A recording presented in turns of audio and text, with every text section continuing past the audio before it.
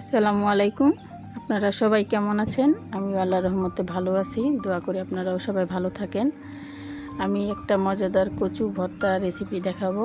প্রথমে পানি এবং লবণ দিয়ে কচুটাকে সিদ্ধ বসিয়ে দিলাম।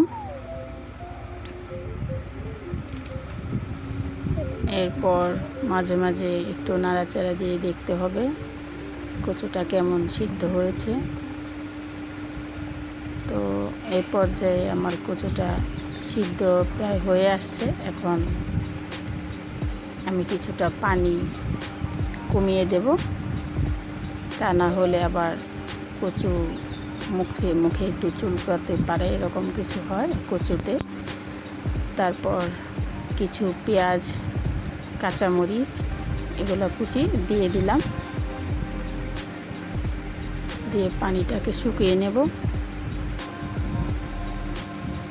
তো এই পর্যায়ে দেখলাম যে পানিটা অনেকটাই শুকিয়ে গেছে।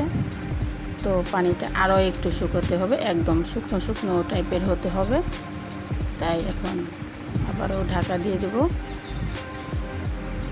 আর এদিকে আমি মাটির পাত্রে ভাত বসিয়ে দিয়েছি, আর কচু ভর্তার পেঁয়াজ মরিচগুলো সব রেডি করে নিয়েছি।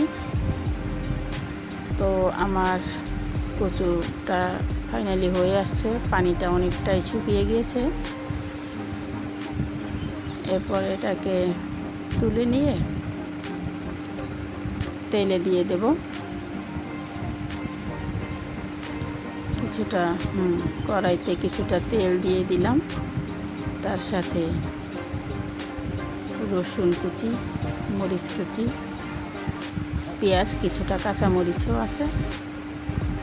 এগুলোকে লাল লাল করে ভেজে নেব।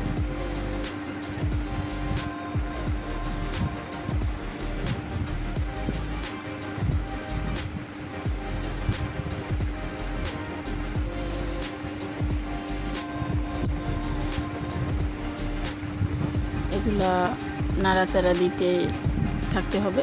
এগুলা এখন প্রায় ভাজা হয়ে আসছে। এখন আমি কচুটা দিয়ে দেব। এ পর্যায়ে আপনারা একটু লবণটা চেক করে নেবেন। আমার একটু লবণটা কম হয়েছিল, আমি কিছু লবণ অ্যাড করে দিয়েছি।